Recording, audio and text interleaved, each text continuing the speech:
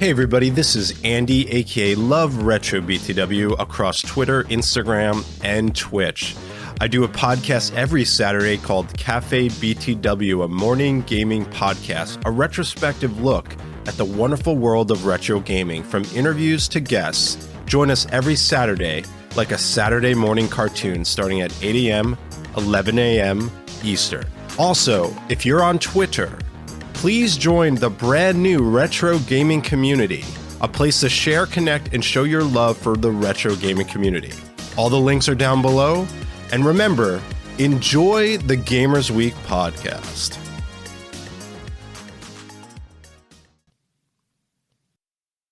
This time on Gamers Week podcast. So now we randomly get a Porsche crossover with the Series X consoles. They're making 75. You can't buy one. You can only win one. So yes, I, of course, also signed up. And if I get it, I am selling that thing so fast. Oh, my God.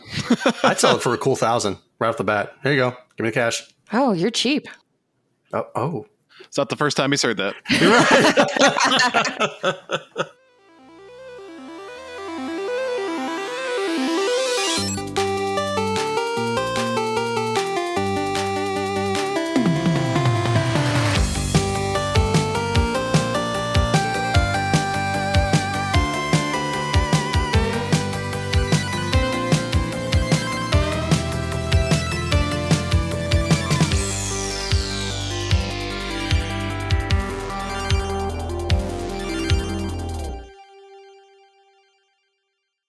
So Zach, huge thanks, posed this question in the Discord.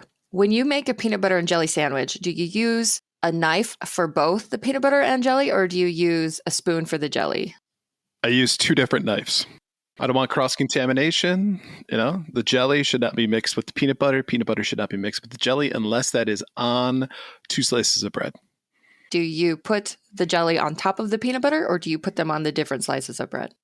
I put them on different slices of bread. The two should not touch. That's against the rules.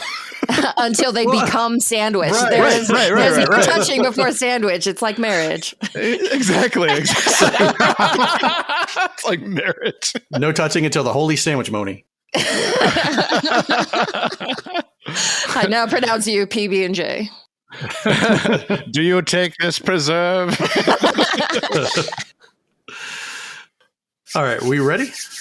Yep. Let's roll. All right. Welcome to Gamers Week podcast. I see what you did. What? You took out the period. I took it out last time. And I just left it. You put a comma in there. No, I didn't. I took it out completely. it's as he left it last week. Welcome to Gamers Week podcast. Like the name says. Damn you.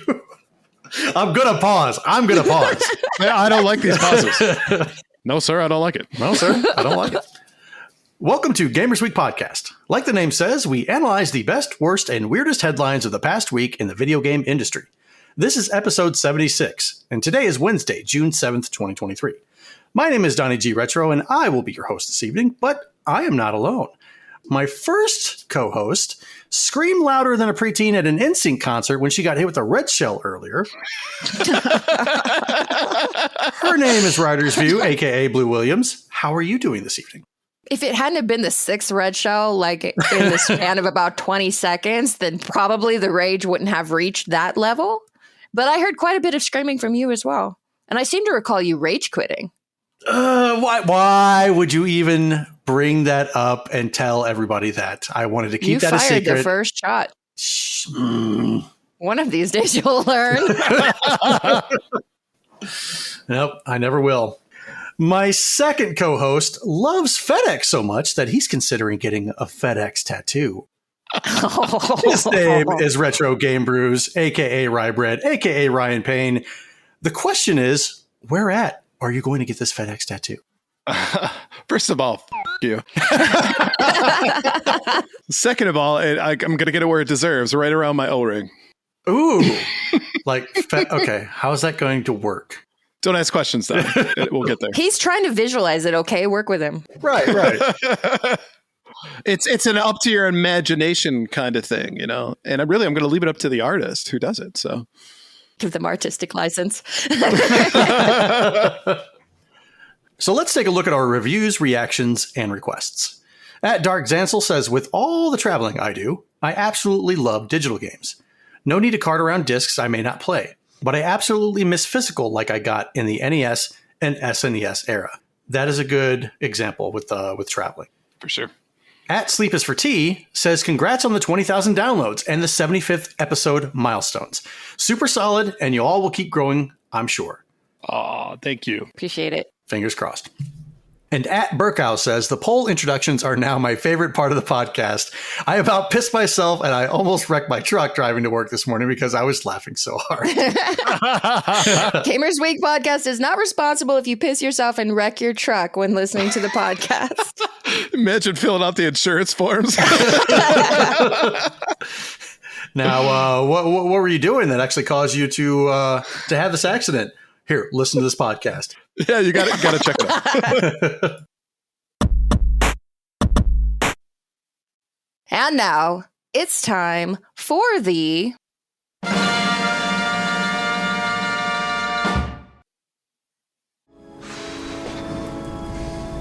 Let me give you one piece of advice. Be honest. He knows more than you can imagine.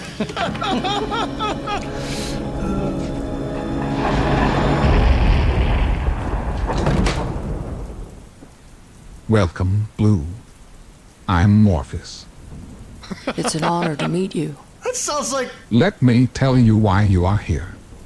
You've seen the choices for this week's very important poll, and it's sitting like a splinter in your mind, driving you mad. One of the choices is other. Do you want to know what other is? Yes. It's all around us, even now in this very room. The other is every game, and it is no game at all.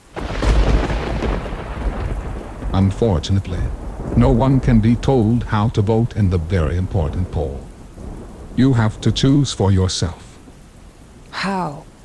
You choose one of the first three options. You go back to your Twitter feed and believe whatever you want to believe. Or you choose other.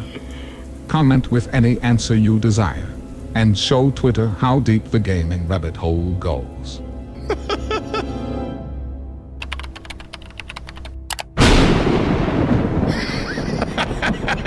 Follow me. That was great. Well done. Well done. Thank you. Thank you. Was that Morgan Freeman? Yeah, it was like Lawrence Fishburne / Morgan Freeman. That was perfect. I'm close personal friends with Morgan Freeman. Did I not ever mention that before? No. We could have had him at our disposal this whole time. I don't like to bother him, you know. He values his privacy. All right. Every Monday on Twitter, we post our VIP, our very important poll. And if you'd like to participate, follow us on Twitter at GamersWeekPC. So the question this week, what is your favorite video game or series based on a book? Coming in at third place, we have Parasite Eve with 27.7% of the votes. Second place was BioShock with 28.8% of the votes. And the winner in this very, very close poll is The Witcher with 30.3% of the votes. We also had 13.3% of people vote other. So let's look at some of the comments from the poll. At GS Lioner said, I also do like Sierra's adaptation of The Hobbit, a colorful and charming action platformer. At Goatnado said, Neuromancer on the Commodore 64, woo! At Kilo Sikoa said, I have no mouth and I must scream, and Dante's Inferno are some good ones. At Tesseract Unfold said, ask me again after the Foundation VR releases. And at Emo-esque said, Metro 2033, 10 years until we get to live in the subway. Yay! Yay! So how did you vote in the poll, Ryan? So I struggled with this one because a lot of the games that I played are not really based on books. But I might go with GS Lioner on this one because it's my easy out. Yeah. Is Sierra's adaptation of The Hobbit. Of course, I love that book. There's so much I've gained from that from just a childhood of reading those books and becoming enthralled in that universe. So I'm totally going to cheat on this one. Going to go with The Hobbit. All right, this is softball. How about you, Donnie? How did you vote? Well, As if we don't know. Exactly. Another softball. My choice was BioShock this week. However, whenever I saw it, I was like, the hell? It's like, there's no BioShock book. There was nothing. That was, I think, a good third of the comments was, what book is BioShock based off of? Right. And it was based off of, I believe it was Ayn Rand's Atlas Shrugged. Correct. Right. It took some of those concepts. It's not really based, but it took some concepts of it. They referenced the book, or they took certain topics from it and put it into BioShock. And for the first time, I was actually seeing like Parasite Eve and The Witcher. I didn't know those were books. I didn't know Metro 2033 was a book. I was like, books. I don't read books. I don't read books anymore. What the hell? So when I saw these, and obviously I picked BioShock, I did start doing a little bit of research on some other stuff. And one of the people that voted, he said comic books. And I was like, you know what? It's a book. And there have been many games based on comic books. So I was like, wow, I wish I would have picked that one. I'm changing my answer to TMNT. Yes, there you go. So, Blue, what about you? What was your choice this week? I didn't have to think about this for more than 10 seconds. My choice is Alice Madness Returns from the American McGee Alice games. The art direction, the writing, the atmosphere of the game, it is all so good. It is so dark, gothic-y, disturbing. It's violent and bloody, and the subject matter is really heavy, but it's handled well. And turning children's properties into nightmares is one of those things that I just can't get enough of. So I take it doesn't fall too closely to Through the Looking Glass then? No. It takes place after Alice has spent her time in Wonderland in the books, and she's kind of a teenager now. Got it.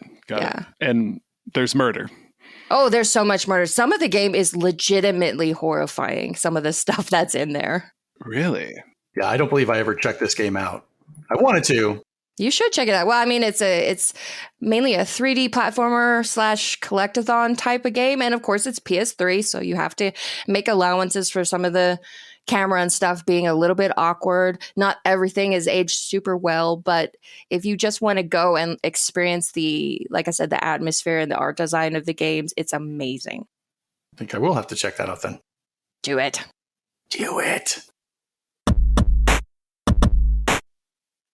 All right, let's take a look at our patron shout-outs for the week. We couldn't do what we do without the help of our gorgeous patrons. Here are the generous folks supporting Gamers Week on Patreon.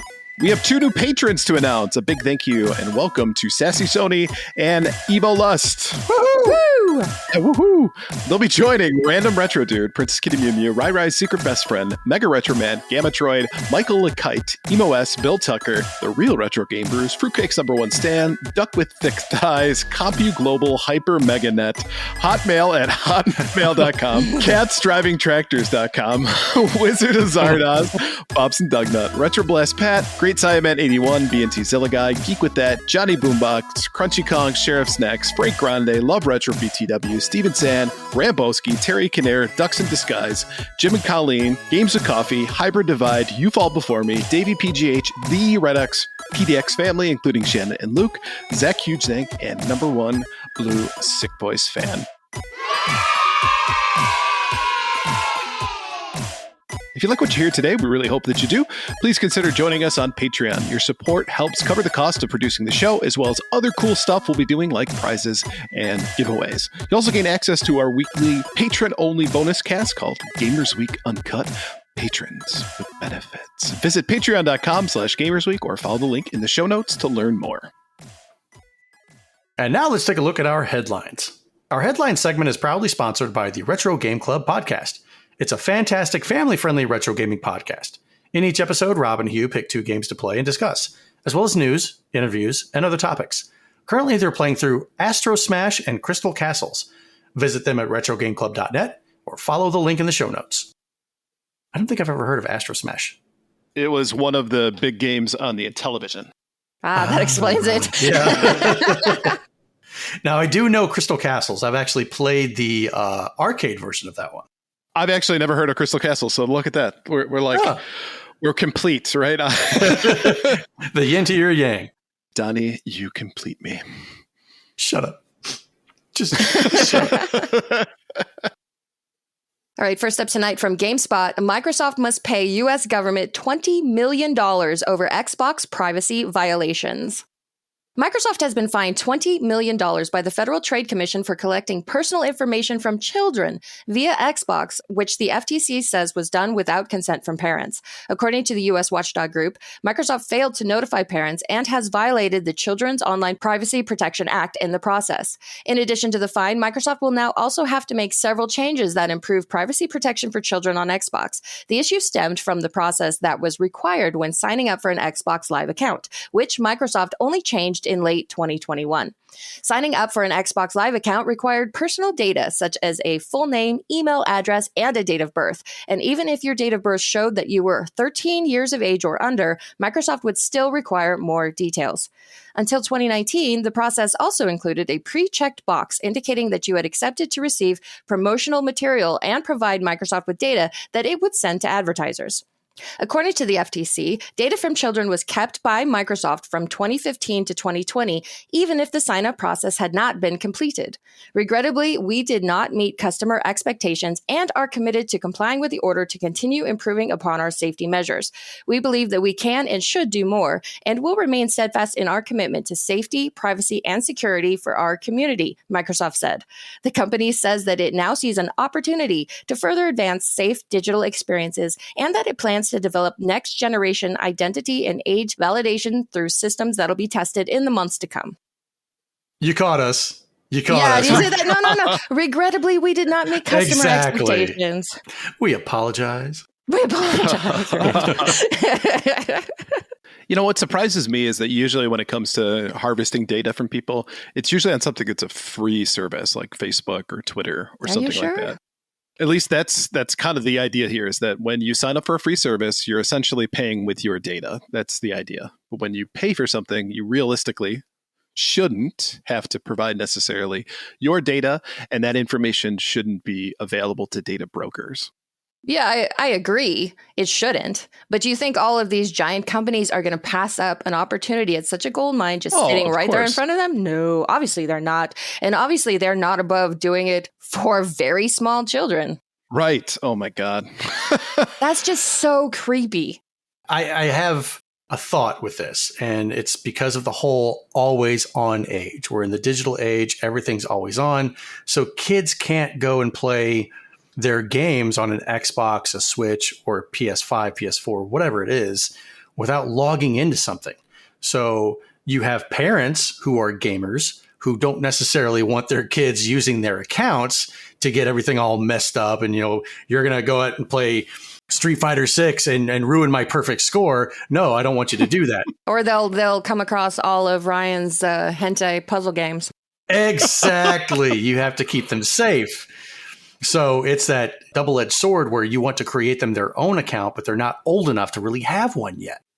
But it sounds like they can currently with permission from their parents, right? That's the idea moving forward. Right. And don't lots of companies offer child accounts? Isn't that a thing that exists? Yeah. I think they do. And it sounds like Microsoft is going to now, but it's too little too late. Right, since they already messed up. And that whole pre-checked or pre-ticked mark or box, that's some shady crap right there. And $20 million seems like it's a low number. I would imagine that for all of the 13 and unders that they were able to sell data to data brokers on, they probably made a lot more than 20 million on this deal. I mean, we talked about this maybe several months ago when Epic Games was fined $500 million for the same thing. Right. Is that a reflection on how many kids are playing Fortnite versus how many kids are playing on Xbox itself? Or why the discrepancy there, I wonder? To be that much of a difference as far as violation fees are concerned or what have you? Right. Yeah, come on.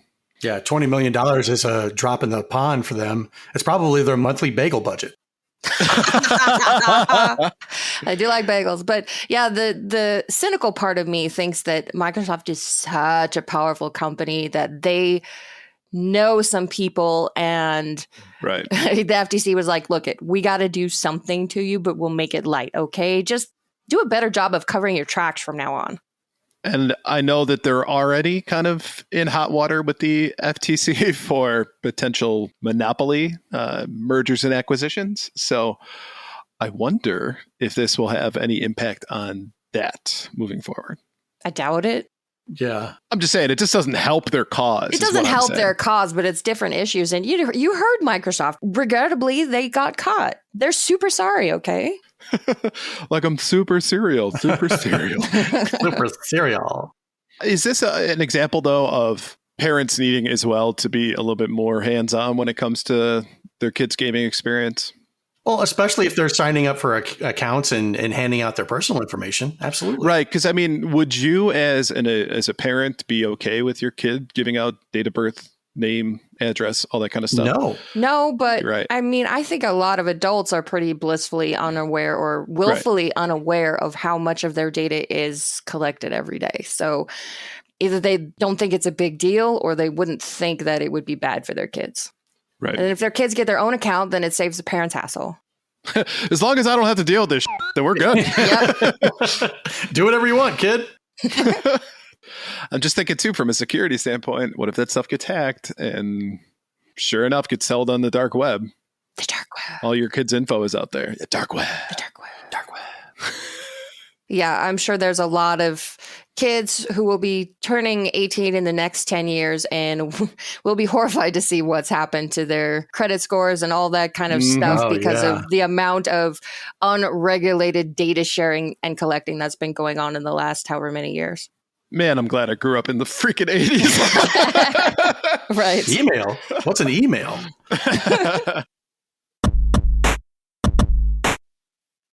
All right, next up from DualShocker, Street Fighter 6 becomes just the 29th game in 37 years to win prestigious award.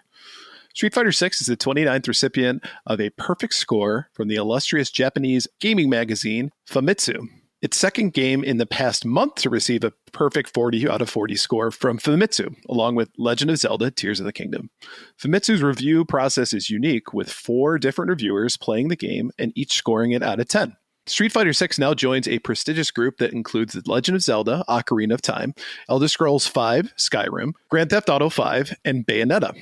It is the first Street Fighter installment to receive this accolade. Elsewhere, Street Fighter 6 has been a resounding critical success, holding a Metacritic average score of 90 or higher across each of the current generation's platforms. Additionally, Capcom recently confirmed sales figures for the Street Fighter series. Street Fighter 6 has managed to sell 1 million copies in the first weekend on the market, which pushes franchise sales past 50 million. Even today, more than 35 years since Street Fighter first debuted, the series still enjoys immense popularity across the globe, with cumulative sales for the series totaling over 50 million units worldwide. Capcom said in a press release, Capcom celebrated the milestone with a new image that sees series veteran Ryu fist-bumping with many recognizable roster stars, including Ken, Blanca, Chun-Li, Dhalsim, Elena, Armika, Cammy, and others. As stat tracker Domsplay notes on Twitter, Street Fighter 6 performance outpaces its predecessor by a large margin. It took Street Fighter 5 around 6 weeks to sell 1.4 million copies. Street Fighter 6 is available now on PlayStation, PC, and Xbox platforms. But not Switch. It'll get there, probably, maybe. Yeah, 2032. Give it a couple years when the sales of the game are kind of declining, then they'll do a cloud port over to Switch, since it's one of those always online games. Why not? Right. So have either of you have gotten a chance to play? Yes. I bought the game last Friday. Or was it Friday? Thursday, maybe. I don't know. Whatever. Not it was important. one of those days. Yeah, unimportant. I bought it and I installed it, and then I started streaming it the other night. I think it was Tuesday. And it was either Monday or Tuesday. I wanted to play Still the not game. important. Still, yeah. The specifics and details. Nobody needs to know that stuff.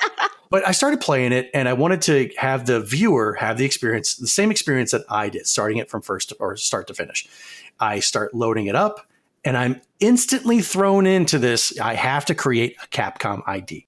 Having to go off site, get a Capcom ID, come back, go to my email, click on the link, go ahead and prove this, put all this information in, yada, yada, yada. Finally, I'm able to play Street Fighter 6. But what does it do? It immediately throws me into an avatar creation.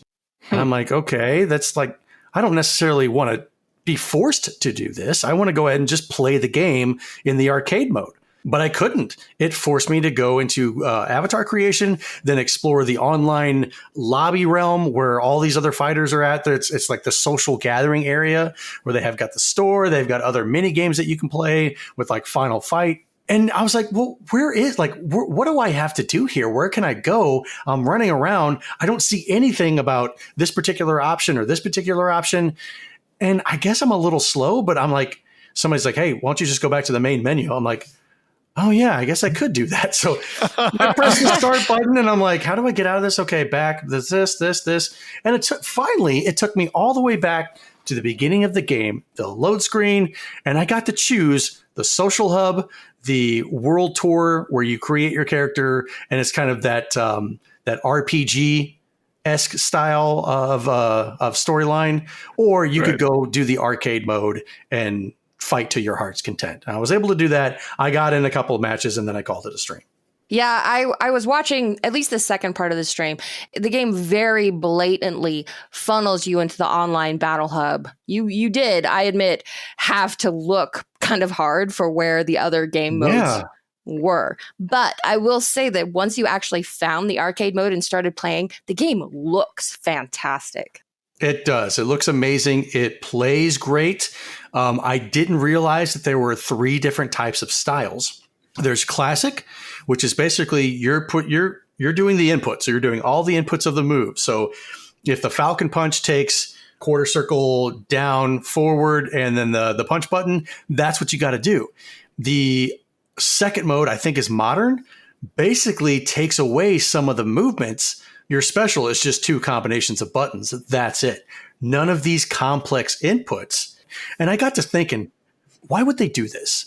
You're making it easy. And I started to fight against that. I've cut my teeth on arcades and controllers where I had to figure out how to do these complex movements. And with my fingers slipping and sliding and yada, yada, yada, I was like, man, that's kind of janky on their part for making it so easy for everybody.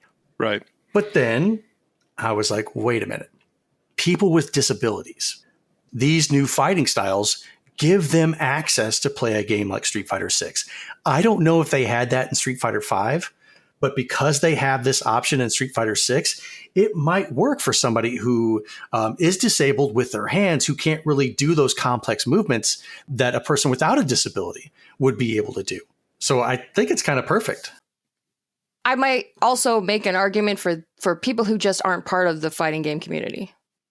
Fighting games are a genre that are so intimidating to get into because, like you were just talking, Donnie, it's a genre where you have to just put in your time. You have to practice the combinations. You have to memorize a gazillion different things, combos, how to stop them, how to counter this, how to counter that, not only with one fighter, but with a gajillion different fighters. It's like, I ain't got time for that. I just don't. I could do it, but I don't have time for it. And Capcom knows there are lots of people out there who think that same way. And being in this modern world that we are, where games must sell millions upon millions of copies, it is smart for them to make the game as accessible as possible, not only to people who may have physical barriers to playing it, but to people who just like, I don't want to make it my lifestyle, okay? I just want to pop in, enjoy a little single player Street Fighter, and then pop back out.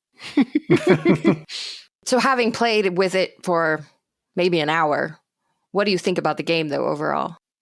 The verdict is still out, or the jury is still out on this one, because before we started recording tonight, I did go and take a look at the World Tour mode.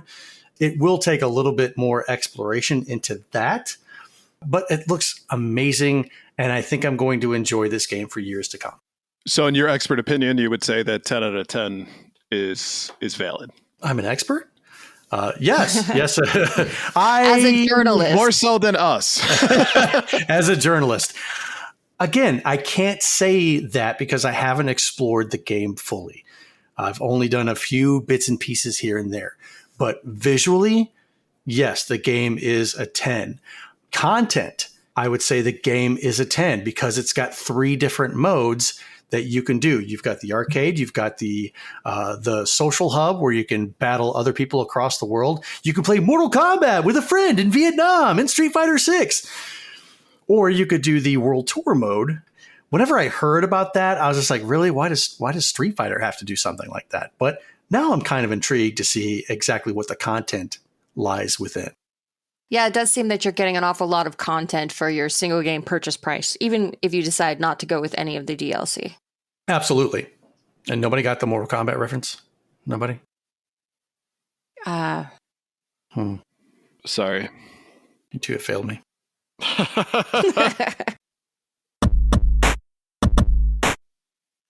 Next up, from VGC, Redfall devs reportedly hoped it would be canceled or rebooted by Microsoft. A new report claims to shed light on the circumstances that resulted in Redfall's disappointing release last month.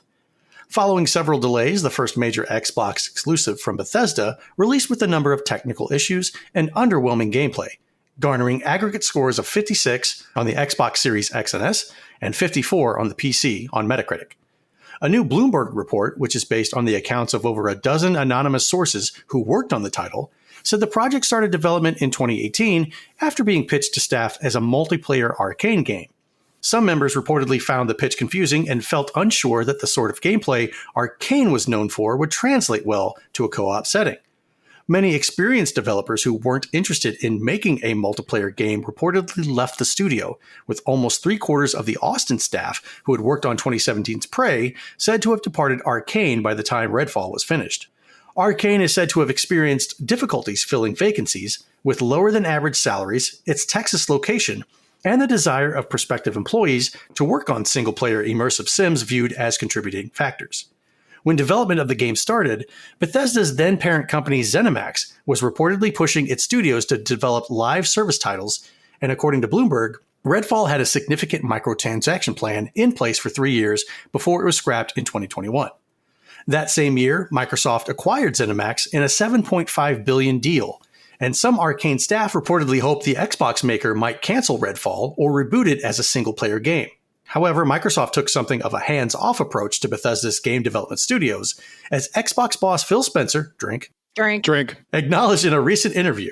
"We should have been there for Redfall co-creative director Harvey Smith and the team earlier. I think that's on us," Spencer said.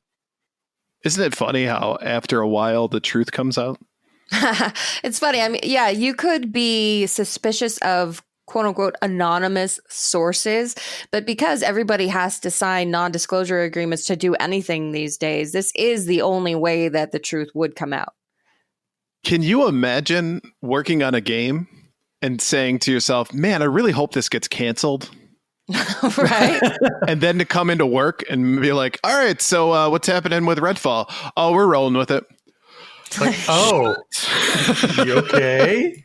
It definitely sounds like a square peg, round hole kind of a thing, where ZeniMax decided we want a live service multiplayer game that we can use to squeeze millions upon millions of dollars from players.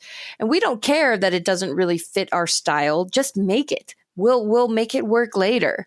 And the fact that 3/4 of your staff left during this process, I think says a lot when your studio was so celebrated before. Mm-hmm. And what made it special, the talent and passion of the developers, was just kind of tossed aside because we want to make a quick buck. And now look what Arcane has become. And I wonder if ZeniMax used this as a bargaining chip for more money for their purchase, to say, hey, look, we've got this Redfall game. It's going to be awesome. It's going to be live service. So there's going to be great opportunities to make money, yada, yada, yada. And this is what they delivered. Yeah, I'm not sure what else Microsoft was supposed to do. I mean, I guess for the purchase price that they paid for ZeniMax, in some ways you think that they should have looked really, really hard at everything that they were buying, but maybe that's not realistic. I don't know. You had this team, kind of like we talked about when we talked about Redfall before, you had this team that has proven itself several times over. So if you had other projects that probably needed more of your attention, maybe they just said, okay, Arcane is probably fine. We'll just leave them to it. And that, I suppose could be understood. But then again, Microsoft is an enormous company with more money than God. And so, of course, they got a lot on their plate, though. yeah, they do. So I wouldn't fault them for not putting as much manpower into this because they've got so many other things going on. Mm-hmm. So the developers that left Arcane, if Microsoft sees that a huge chunk of their developers leave that particular studio, at that point, they should have stepped in and said, what the hell's going on? Right. So Xbox boss Phil Spencer, Drink. hits the nail on the head right there. Like, well, we should have been there for them. We should have been more hands-on, in depth with what they were doing and how they were doing it, et cetera, et cetera. That's on us. You're damn right. It's on you. And I think one of the main issues stems from here, right, is that you had a developer that was used to making one type of game and they were being asked to make a different type of game. Now, that's not unprecedented, right? But the thing is, I think it requires your developers to believe in this project, that it's something that they want to do and that they can be creative with. If they're hoping that it gets rebooted or canceled, I guarantee you that when they were coming in day after day, they're going, oh God, I got to keep working on this thing. Right. Absolutely. Right. So you cut corners, you do things that you wouldn't normally do. You're not as creative. You're just checking a box somewhere to say, yes, we finished this level. Yes, we finished this character. So at the end of the day, if you're going to stretch a company to make something different, you need to make sure that it's something they believe in from day one. Of course. Isn't it funny how your boots to the ground workforce isn't motivated by the idea of a quick, cheap buck that they're likely not going to see any pennies from at all? Isn't that weird how that works? That's so weird. Crazy, right? Crazy, Carol. If Inditex ships 1 million more units, I don't see a dime. I don't see a dime. What would you say to some sort of stock option? And believe me, this is a hypothetical. New Office Space was a documentary. It absolutely is. Of course. All right, let's take a look at our top 3 new releases. All right, first up is Amnesia: The Bunker, out on Xbox Series X and S, PS4, Xbox One, and PC. Amnesia: The Bunker is a first-person horror game from the makers of Soma and Amnesia. Left all alone in a desolate World War I bunker with only one bullet remaining in the barrel, it's up to you to face the oppressing terrors in the dark. With randomization and unpredictable behavior, no playthrough is the same. Hunted by an ever-present threat reacting to your every move and sound, you must adapt your playstyle to face hell. Every decision will change the outcome of how the game responds. Keep the lights on at all costs, persevere, and make your way out alive. A truly intense horror experience. Next is Harmony: The Fall of Reverie, out on Switch and PC. When Polly returns home after a few years abroad, she finds her hometown has been taken over by a mega corporation named MK, which is using its power to control the population. She soon discovers that she has a gift of clairvoyance that connects her to Reverie, the realm of the aspirations of humanity. In this world, Polly becomes Harmony, a goddess who has the power to restore the delicate balance between the deity's world and ours. Each action you take will affect both worlds and send you down sprawling narrative paths in this vibrant visual novel. And last up is Diablo 4, out on PS5, Xbox Series X and S, PS4, Xbox One, and PC. Diablo 4 is the ultimate action RPG experience with endless evil to slaughter, countless abilities to master, nightmarish dungeons, and legendary loot. Embark on the campaign solo or with friends, meeting memorable characters through beautifully dark settings and a gripping story, or explore an expansive endgame in shared world where players can meet in towns to trade, team up to battle world bosses, or descend into PvP zones to test their skills against other players. No lobbies necessary, with crossplay and cross-progression on all available platforms. This is only the beginning for Diablo 4, with new events, stories, seasons, rewards, and more looming on the horizon. So looking at these 3 choices, what are you in for, Donnie? Diablo 4, Diablo 4, Diablo 4, Diablo 4, Diablo 4, Diablo 4, Diablo 4. I've been waiting for this game for a while now. I still, as someone who still plays Diablo 3 and the newer Diablo 2 remake, I'm very excited to see what Diablo 4 has in store. I do like the fact that they have PvP zones. That adds a different element to the game. I was discouraged a little bit when I saw something online the other day about a $25 cosmetic. What? And I was like, man. I mean, it is Blizzard. It is Blizzard, and at first I was like, well, if you're going to do this, why not just have the auction house? Why not bring that back? Why not give the people a little bit of an incentive to put so many hours into this game where they have these cosmetics that they don't want to use? Let us have the auction house back. Let us be able to go out and make some sort of money, get us some compensation for this. But I figured that Activision Blizzard is never going to let us do that. The most expensive Diablo 4 cosmetic on launch is the Wraith Lord armor set for the Necromancer, coming in at a pretty hefty 28,000 platinum coins or $25. And it does nothing. It's truly cosmetic. Right, because if at any point in any time that these things become, if you pay for this, then you're going to get an advantage in this game, I'm out. I'm done with all of those games. I will never touch them ever again.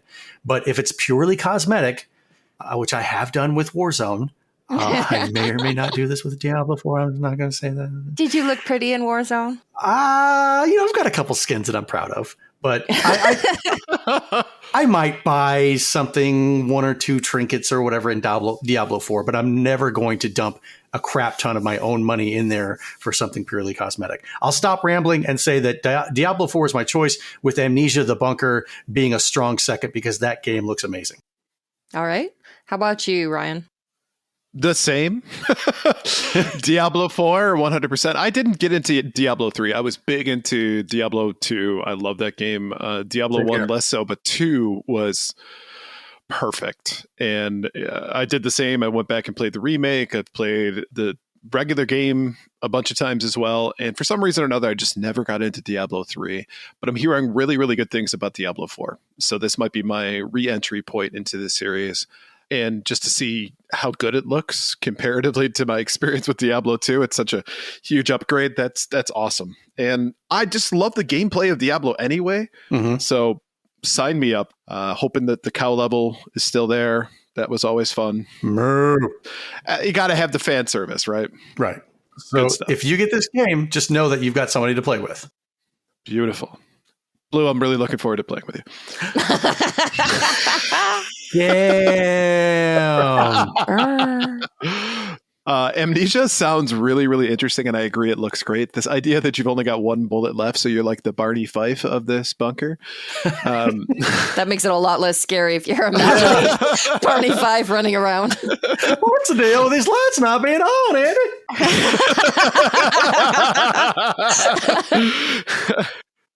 Harmony art style does not appeal to me whatsoever, especially when you add the word visual novel to something. It's like, I'm out. Thank you. So, yeah, Diablo 4 for sure.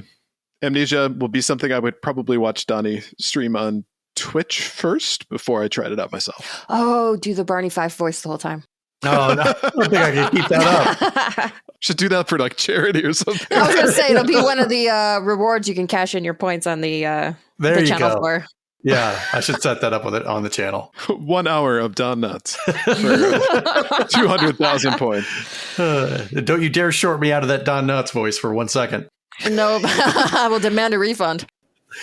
Blue, what about you? What are you picking this week? It's not my week. I'm going to be honest. No? No. Nothing? So Harmony, The Fall of Reverie, visual novels are not for me, and I am glad that we live in a world where such types of games can exist. Touche. Amnesia the Bunker looks interesting. Like Ryan, I would watch Donnie stream it. I'm not going to play it myself, though. Diablo 4, they're saying a lot of the right things to get me to play, but I don't like modern Blizzard. I just don't. I don't want to make a Blizzard account. I don't want to have to be always online if I only intend to play solo. I don't want to do all that stuff. So, I am going to make the bold choice and say, I'll have none of it. Oh, here's the thing. If you do choose to get it, you'll have two friends ready to play with you. Decked out in their $25 cosmetic sets. Yes. Ready to take on all of hell. You get Necromancer armor. You get Necromancer armor.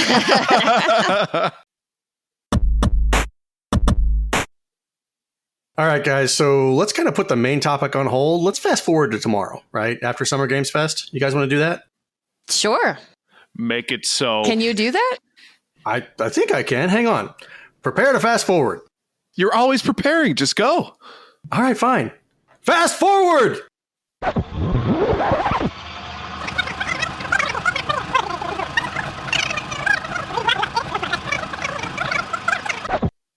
Wow, it worked. That's crazy. And Thursday now.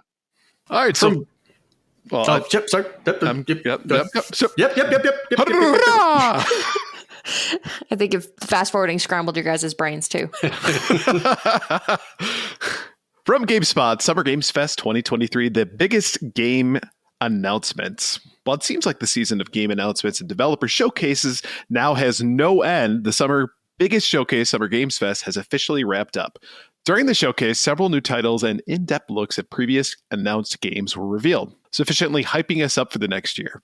Here are some of the games we are most excited for, as well as a bit of more information on the upcoming titles and some release dates. After more than a decade, a new entry in the Prince of Persia series is on the way. The Lost Crown is a side-scrolling action-adventure game that looks like it will appeal to fans of the Metroidvania genre. The gameplay shown highlighted a more modern-looking protagonist, melee-focused combat, a whole lot of platforming, and plenty of supernatural elements and mythical monsters. The game is slated to release on January 18th, 2024.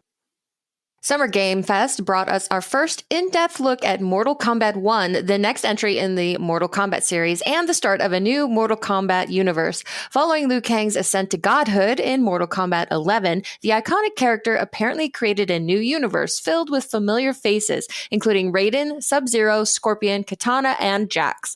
The latest mechanic to be added to the series is the cameo function, which allows players to select two characters from the roster, a primary fighter and a cameo fighter, and summon in the cameo to execute special attacks. Naturally, all the series' iconic fatalities remain intact, though several characters throughout the trailer did not. The game is scheduled to release September 19, 2023. 2D Sonic is back with a sleek and stylish 3D art style. Players can choose between Sonic, Knuckles, Tails, and Amy as they race through the classic feeling stages with updated mechanics and fun new ways to play. The game will feature 4-player co-op as well as new abilities like Grapple Hook. Sonic Superstars is coming in fall 2023. Now, Summer Games Fest brought us another look at Lives of P, an upcoming Soulsborne style game that follows Pinocchio as he navigates the plague-ridden city of Krat. The footage shown highlights grotesque enemies, the game's umbrella parry system, and a whale submarine. Yes, you read that right. Lives of P is scheduled for release on August 1st, 2023. After more than a decade in development, Alan Wake is back. Alan Wake 2 is billed as Remedy's first survival horror title, and based on the Resident Evil style gameplay shared during Summer Game Fest, we can totally see why.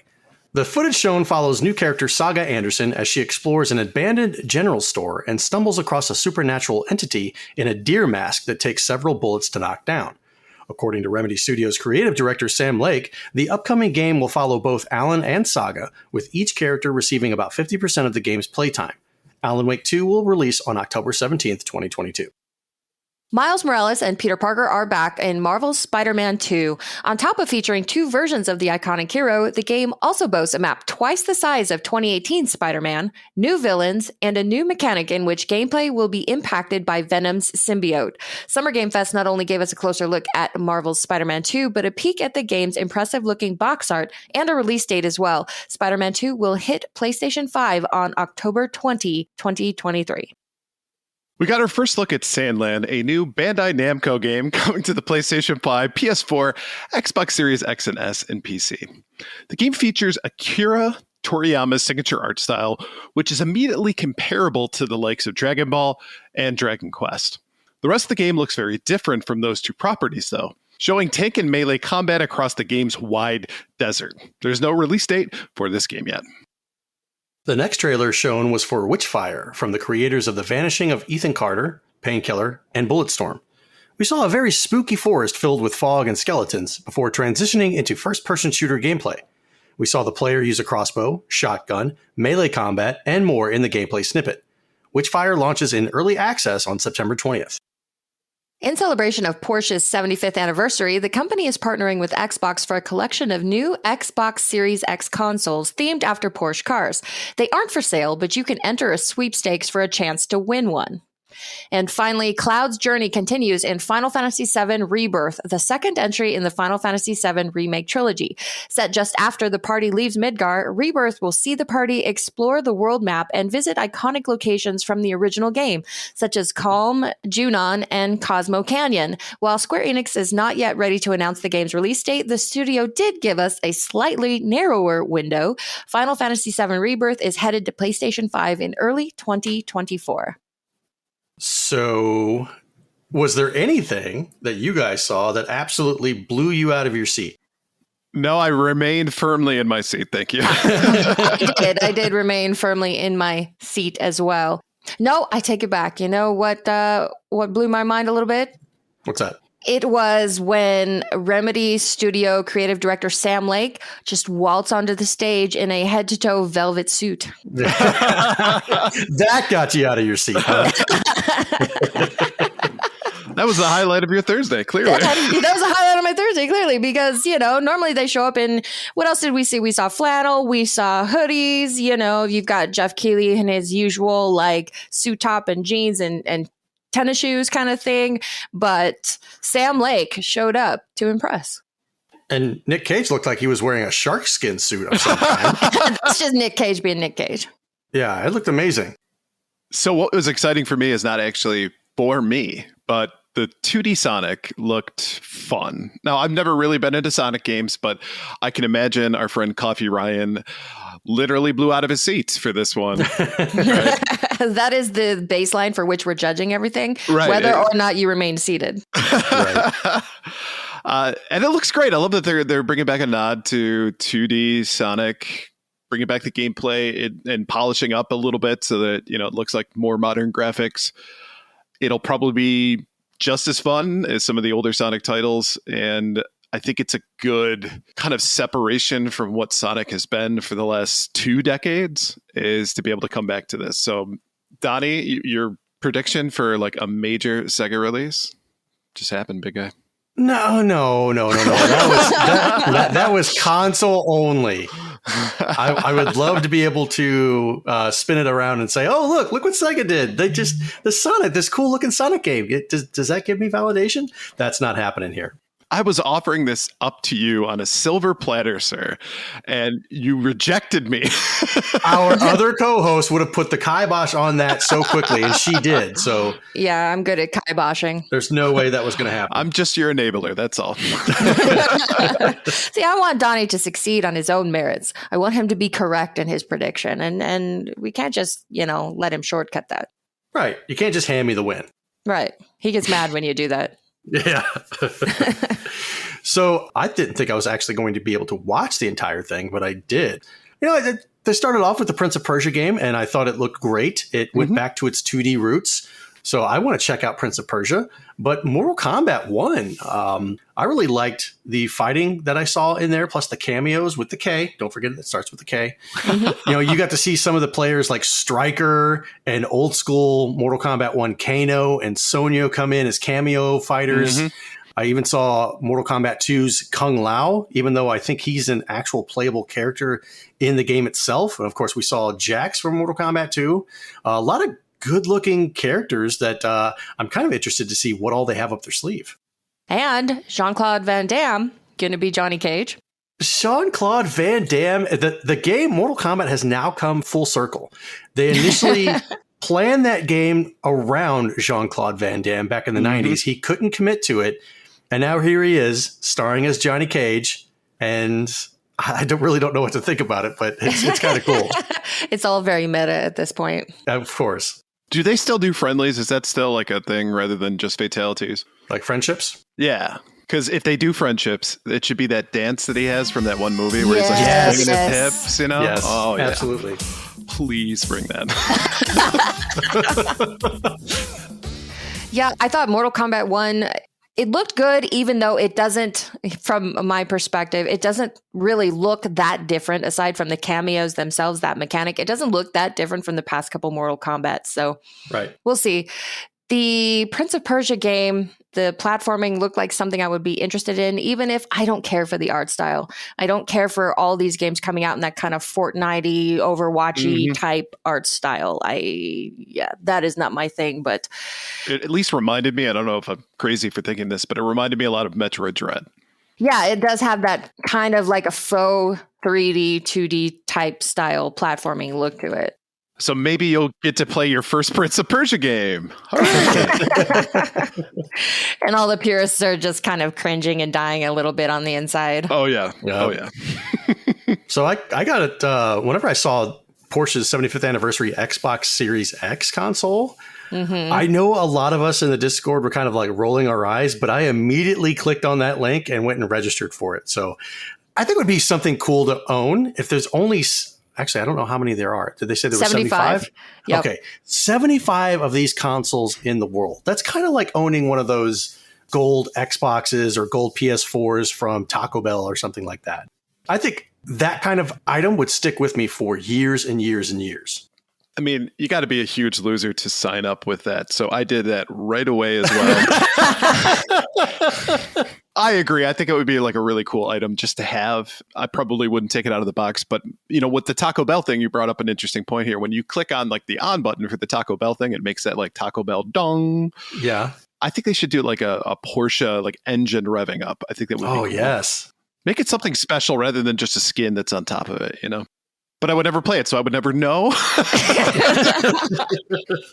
There seem to be a lot of random partnerships with cars that seem to come out every summer. Like at E3, they used to bring out like weird concept cars and stuff. Right. Right. But whatever. So now we randomly get a Porsche crossover with the Series X consoles. They're making 75. You can't buy one. You can only win one. So yes, I, of course, also signed up. And if I get it, I am selling that thing so fast. Oh, my God. You're not a true fan. No, I'm not. Highest bidder, come and get it. It'll probably fetch more than your McNugget Tetris. Probably. Yeah, that was $17 on eBay. So I probably would hold out for more than $17 for this. 17,000, maybe.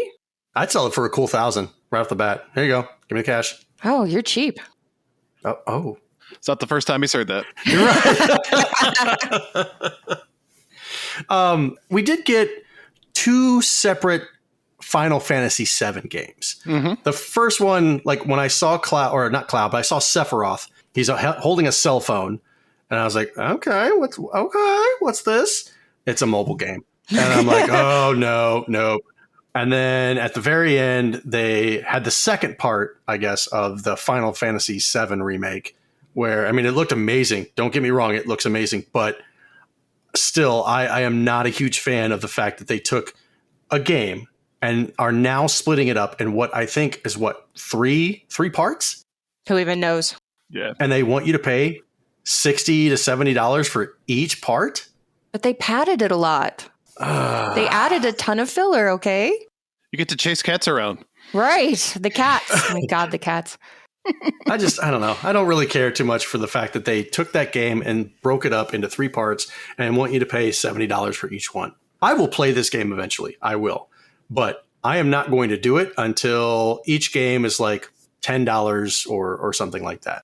And it's a PS5 exclusive, correct? For now. Yeah, he said coming to PS5, so it didn't say exclusive, but... Right. The first part of the remake was exclusive for a while. Right. So to play the second part, so if you have the first part and you want a PS4, they're like, hey, we've got the second part that's coming out, but it's only on PS5. You're like, son of a... I mean, we have reached that point in the console life cycle when they're going to start weaning off the last gen. Yeah. It just sucks because I want to... It does. I think they did the same with Spider-Man, right? Didn't they only say that Spider-Man 2 is coming to PlayStation 5? Yep. So... It's not coming to PS4 or anything like that. They're moving forward and saying, if you own a PS4, that's great. Thanks for playing, but no more games. But so Spider-Man on PS4 was a complete game. Spider-Man 2 is a complete game. Yes. This is all one game that's being split up by 2 consoles. That sucks. It depends on how you look at it. They're looking at it as mini games. You're right. From a certain point of view. a certain point of view? Because we know you nerds are going to buy it. So we're going to split it up and you're going to pay us. That was a live look into the Sony boardroom. Give us your money, nerds. Just wringing their hands. Oh, we're going to make so much off of these nerds. But to be honest with you, for me at least, it definitely was enticing. My favorite part of the game is when you leave Midgar for the first time anyway. So the fact that Junon, Calm, and Cosmo Canyon are in there, I know exactly how long realistically the game is going to span, more or less, at that point. Which is getting close to, obviously, one big spoiler. And wondering if that's going to have an appearance in this. If that's going to be a thing where we talked about before, it's a DLC. Do you get to keep her or not? And I guess we'll find out. Oh. Do you level her up or not? Never. You never level her. Oh my God. Oh, that was so disappointing the first playthrough. You're like, oh yeah, I've got her up to, her level 3 limit break. She's doing good. And like, oh. Right through her chest. Oh man. Oh. But did I see that right? It's going to be on 2 discs. Yep. So we went from 3 discs for the entire game to potentially 6, 8, or 10 discs, depending on how many times they break this story up. But wait, there's more. You get an extra bonus 10th disc. What? This is like the N64 being able to play Final Fantasy VII. Only needed 21 cartridges. It's fine. You'd be fine. But it was cool to see Bugenhagen, right? It was cool to see. Thank you. Well done, sir. But you were able to see kind of the flashbacks of Nibelheim and everything that's going on with that. Some of the appearances of Yuffie or Yuffie, depending on who you ask, but she sucks, so who cares? But is the Gold Saucer coming up soon? Because I would buy a PS5 just to play Gold Saucer. The remake. Wow. Well, everybody has their price, right? That's true. Mm-hmm. Before we move on, let's take a quick break to talk about our sponsor. This segment is proudly sponsored by the Elitist Podcast. It's a show where 3 friends and occasional guests play games about video games, including trivia, game show games, and more. You can find... Excuse me. Please keep that in. You can find the Elitist on your favorite podcast platform. We'll also have their links in the show notes. This week, we have a little message for the Elitist in honor of their 100th episode. Welcome back to Who Wants to Be a 100 Heir? If you're just tuning in, Blue Williams is 1 question away from being a 100 heir. She's answered 19 questions correctly in a row. Who knew she was an expert of early Hungarian cabinet making? Let's get to our final question. Blue, are you ready? Yes, I am, RGB. Here's our last question. What seriously awesome podcast is celebrating their 100th episode this week? A. Chippendales, the audio experience. B. Donglers Dongling Dongles. C. Generic 3-hour-long retro gaming podcast. And D. The Elitist Podcast.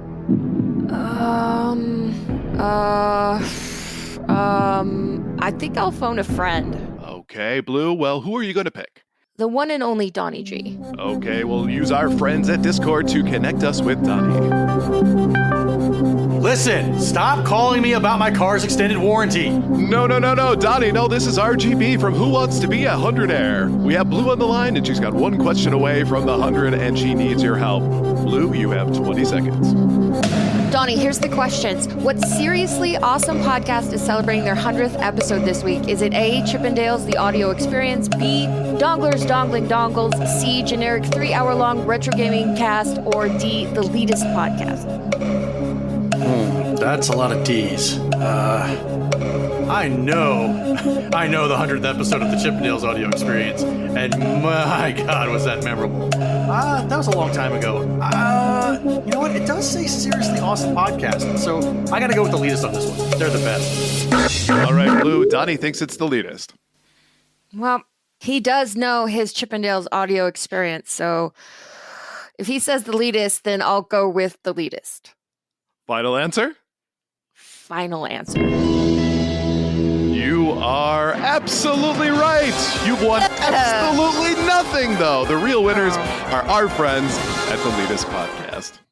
Congratulations, guys. Woohoo! 100 episodes. Yeah, guys, congratulations. It's been a great opportunity to partner with you guys on a lot of stuff. So thank you so much. And here's to 100 and hopefully 100 more. Can you guys institute some oil like the Chippendales do?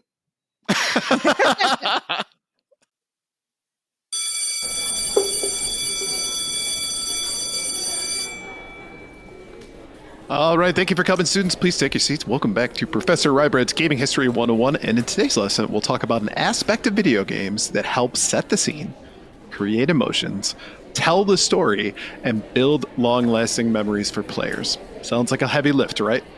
Well, today we'll be discussing the early history of video game music. Today, though, I wanted to talk about kind of where it all came from. Rather than specific soundtracks or going into specific games, I wanted to talk about what's the evolution of what video game music has come from. So if we look at video game music, it has long been seen as an important part of the immersiveness of games. Much like movies and TV shows, music lends to the storytelling and instructs the player how to feel in the moment. Whether it's somber because of the loss of a teammate, or anxious as you are put to a challenge, or even jovial due to victory, music has had a big role in what makes video games so memorable for its fans. Now, video games and music, though, were not born together. In fact, the addition of music to video games was a slow process. Most of the sounds you hear in early video games were to instruct the player that something happened, whether it was contacting the ball in Pong or the simulated engine noise of Speed Race, the arcade game. This is a legacy mechanic brought over from the early days of electromechanical arcade games of the past, usually accompanying with the ringing of bells, which to me I find super annoying. A little bit. If you go into an old arcade and it's just ding, ding, ding, ding, ding, ding, ding. It's like, get me out of here. Now, it's unclear whether or not video game developers at the time wanted to include soundtracks or not, but the biggest hurdle to this happening had to do with the technology at the time. When it came to music in games in the 1970s, you had two choices. You could use physical media like phonograph records or cassette tapes. Or you could attempt to use digital inputs, which created by the computer inside the machine that outputted analog sound. Both choices were not ideal. When it came to physical media, they were prone to mechanical errors and were often unreliable. Plus, you'd end up using computer processing power if you wanted to not have the music just be a constant loop in the background.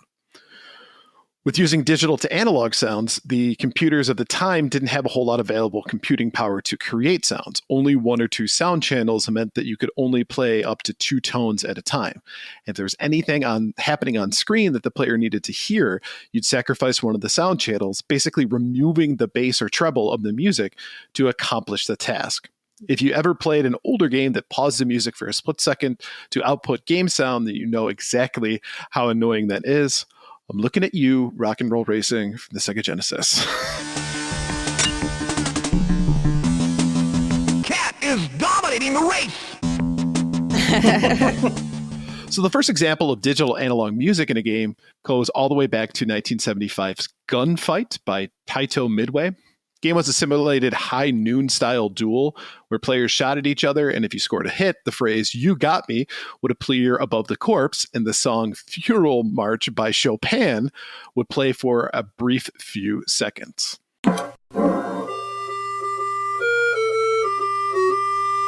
That's right. Started off classical.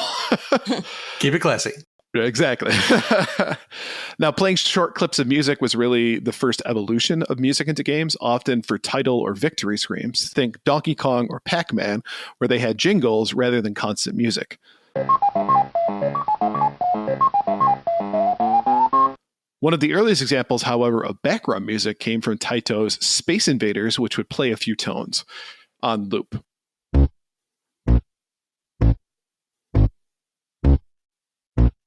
What truly made it groundbreaking was the music would speed up as the player eliminated aliens on screen. Now, I've heard some stories that this was actually a bug because the original speed was a result of sprite slowdown.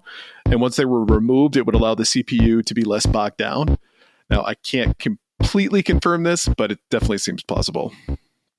Now, as computing power became less expensive and more widely available, in the early 1980s, music started to become a necessary part of the video game space. The Commodore 64, for example, had 8 sound channels that it could use simultaneously, while the Famicom boasted 5, which was a huge improvement from Atari's 2 and the ColecoVision's 4. Now, 5 sound channels an orchestra doesn't make, but realistically, this allowed for full songs to be incorporated in video games. Plus, with the expansion of RAM in the systems, that meant you could produce longer than a few tones on a loop. This is where music began to have an explosion in the gaming space, and the role of music composer for games was first conceived. Some of the greatest music minds in the video game found their start in the 1980s and 1990s as the technology continued to improve. Such names as Koichi Sugiyama for Dragon Quest, Nobuo Uematsu for Final Fantasy, Koji Kondo for Super Mario Bros. And Zelda, Hirokazu Tanaka for Metroid, Kid Icarus, and Earthbound, and David Wise for Donkey Kong Country. Now, music was finally an integral part of the gaming space, coming out mostly out of Japan, and by the mid-1980s, Western developers like Cineware, Sierra, and Interplay began to put a huge focus on ensuring games included epic soundtracks as well.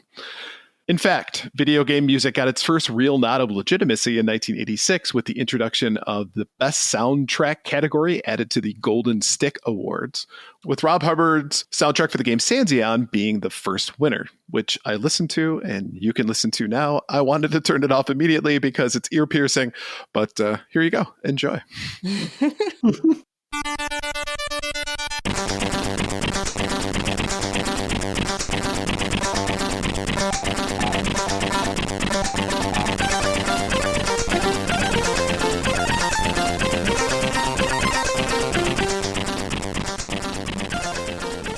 As time has progressed and the technology has advanced, especially with the introduction of optical media from the PlayStation moving forward, composers have been free to make full-bodied musical tracks that can simulate any style of genre of music.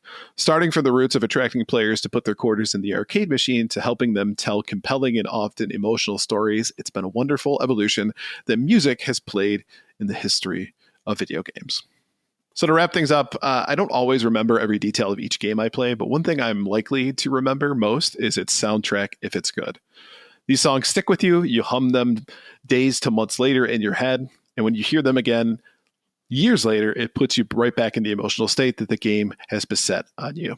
So thank you to all of the music composers who have created such an important part of the enjoyment of video games. So thank you for attending today's Gaming History 101. Just a reminder, if you have any ideas for a story you'd like to hear, send us a message at gamersweekpodcast@gmail.com, and we might feature your suggestion.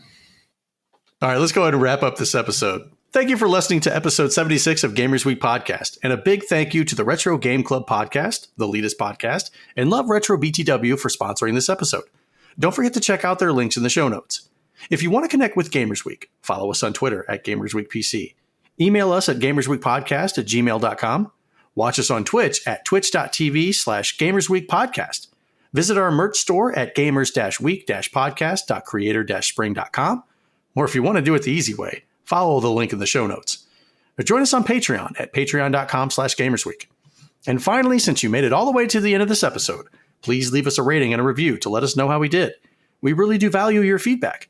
While you're there, consider subscribing on iTunes, Spotify, or your podcast platform of choice. Choice. Is there an echo? Geez, you got a big game collection. You didn't have to say it twice. I didn't. Because of the echo. Predator reference for the win. I love the fact that you didn't go fully into that, so appreciate that. Yeah, gotta keep it clean. Good night, everybody. Good night. Join our Patreon and become a sexual Tyrannosaurus.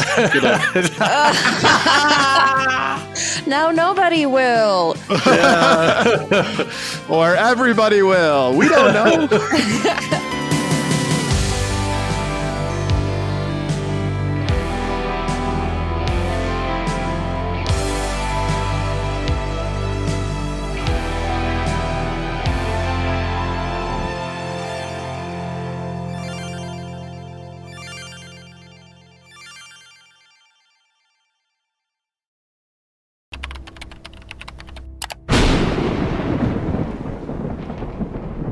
follow me.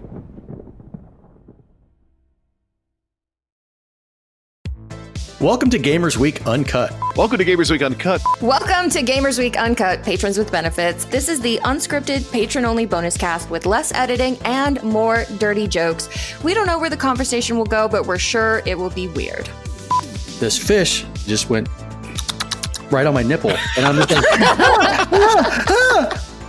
I Google Street Fighter 6. The first search result that comes up is people think they can see Ryu's dick in the Street Fighter 6 reveal.